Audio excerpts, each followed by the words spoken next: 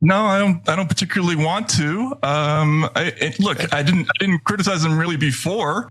It seems that Matt Taibbi, one of the journalists Elon Musk selected to disseminate the Twitter files, wasn't expecting the grilling he received from MSNBC host Mehdi Hasan on his show Thursday evening. We have some more clips, but first I want to talk about how this contentious interview came about in the first place. So, serendipitously, it all began on Twitter, which was the topic of discussion. So it began with this tweet from Mehdi Hasan. He's talking about referencing a story about how the Modi government has been contacting Elon Musk to silence journalists and to silence politicians. And Mehdi Hasan says, "I'm sure Taibbi is all over this." And Matt Taibbi responded and said, "Why don't you invite me on your show to talk about it, since you're so absolutely sure of what I'll say?" So what did he say? Let's take a look at what he had to say when Mehdi Hasan questioned him about this specifically. You're saying that he's good for Twitter and good for speech. I'm saying he's using Twitter to help one of the most right-wing governments in the world censor speech. I will criticize that. Will you? I have to look at the story first. I'm not looking at it now. Hold on. I posted the story 2 weeks ago. You tweeted at me, I don't watch the Mehdi Hasan show. You do, actually you do, because you tweeted at me saying, invite me on the show and I'll tell you my views. What is your view on Musk working with Modi to censor speech? That's what you ask him about the particulars about it. But listen, this came up the first time.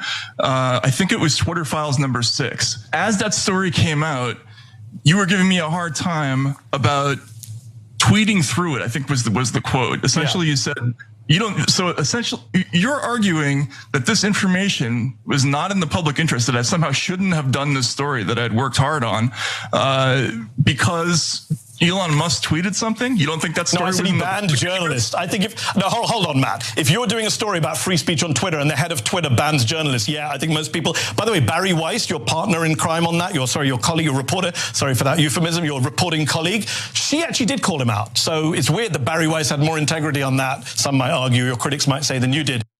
I really can't imagine a set of words that would cut deeper than Barry Weiss has more integrity than you.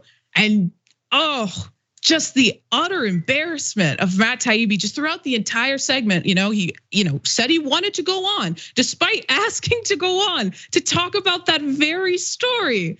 He said he hadn't read the story and continues to defend Elon Musk as a free speech warrior, despite him silencing journalists. But there's some other parts of the interview that I think are really worth highlighting. Although I would urge everyone to watch the full interview on YouTube. It's very good. But Mehdi and his team really clearly did their homework, because Mehdi Hasan fact-checked several issues in Taibbi's reporting of the Twitter files. Let's take a look at one of them. You talk a lot about the Election Integrity Project in the Twitter files, which Stanford and the University of Washington founded to monitor attacks on our elections. And you say some stuff about them that a lot of your critics say is not true, and that affects your credibility.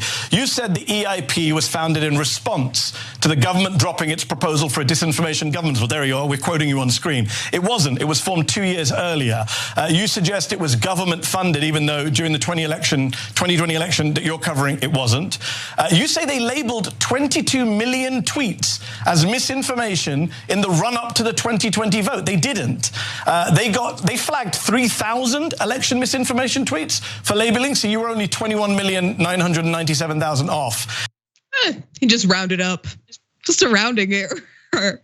I mean, it's just so embarrassing, but the fact checking didn't even stop there. According to the Daily Beast, the Win Every Argument author further pointed out that Taibbi claimed, quote, the EIP was partnered with the government cybersecurity infrastructure agency, CISA, to censor Twitter.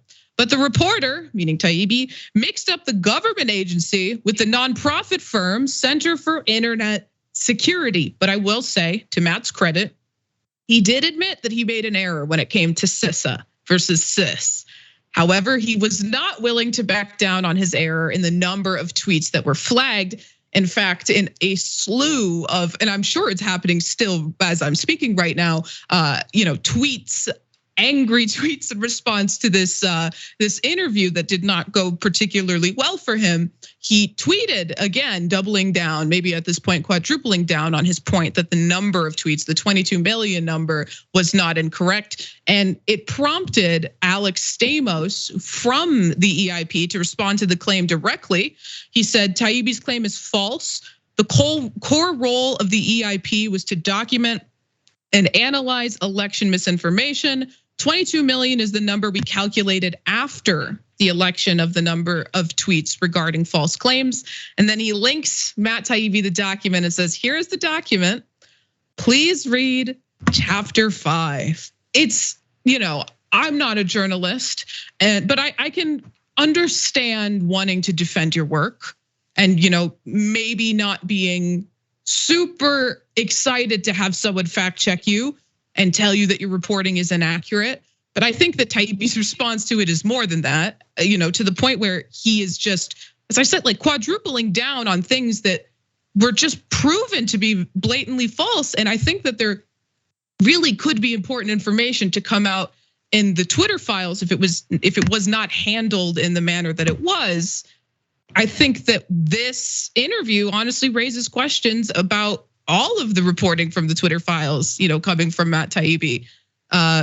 Max, why don't you speak on this first? What are your thoughts? I think Matt Taibbi is like the sideshow Bob of journalism. I mean, it's like if you bought your propaganda off Fiverr. He can't be bothered to do basic research. I mean, this is a guy who went before Congress and midway through the hearing seemed to not understand why he was there or have researched any of the facts that Congress members were bringing up. You would think that in the meantime, he'd like read a book or something, but he's now just as clueless today as he was then. And now, as you mentioned, watch that interview. It's incredible because he ends by saying, I know Elon Musk, he has a commitment to free speech. And then today announced he's leaving Twitter because Elon Musk is going to censor him. So this is a guy who does not know what's directly in front of his face, yet he's Twitter's investigative reporter of note. Yeah, it's very strange what's happening there because Taibbi used to be so wonderful at keeping people to account, abusers of their power, and keeping a lot of the bad actors on the right to account. And something shifted, and I guess until just today or yesterday, leaving Twitter, he seemed just so clearly very evidenced in this amazing interview from Mehdi Hasan to just be a complete lapdog for Elon Musk. It's very strange. He refused to say a negative word about him. I don't particularly want to criticize him. Later in the interview, he says, I like Elon Musk. I trust what he's saying.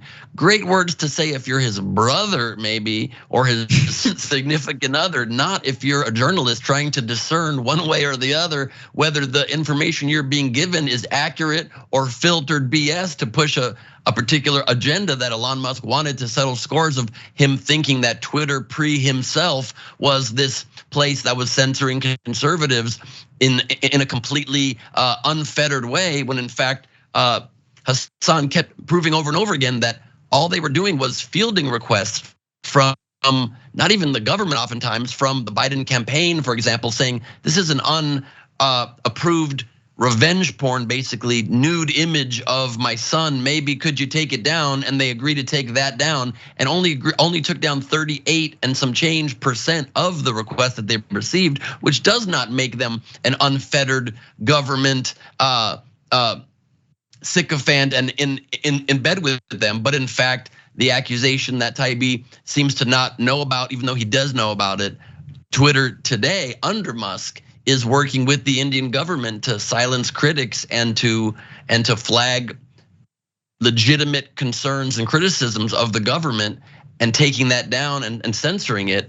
And that is something that does not affect it because he likes him. People always say he likes him. He seems like a nice guy. I like that guy. Great. Every horrible person in history had friends who like them. What's it got to do with anything? People that excuse, I think Kid Rock is fantastic. I like him. He's nice to me personally. That's great. Hitler was nice to his family personally. Doesn't mean that you excuse the public actions of someone. The worst monsters are still going to be nice to the people in their inner circle because they want to have a fun social life and private life. It's got nothing to do with anything. And he just proved that he has this very terrible weak spot and soft spot for Musk, for the main place he has been charged with investigating and bringing out to light these obviously heavily filtered and heavily doctored Twitter files. Exactly. And of course, Elon Musk is going to be nice to Matt Taibbi when he expects Matt Taibbi to release his documents and push his narrative. If he wants Taibbi to, fall in line and push the narrative, he's going to be nice to him. But, I think it's absolutely utterly embarrassing that Taibbi debased himself in this way just for Elon Musk to unfollow him on Twitter today. So definitely go check out the full interview. Thanks for watching The Young Turks. Really appreciate it. Another way to show support is through YouTube memberships. You'll get to interact with us more. There's live chat emojis, badges. You've got emojis of me, Anna, John, JR. So those are super fun. But you also get playback of our exclusive member-only shows and specials right after they air. So all of that, all you gotta do is click that join button right underneath the video. Thank you.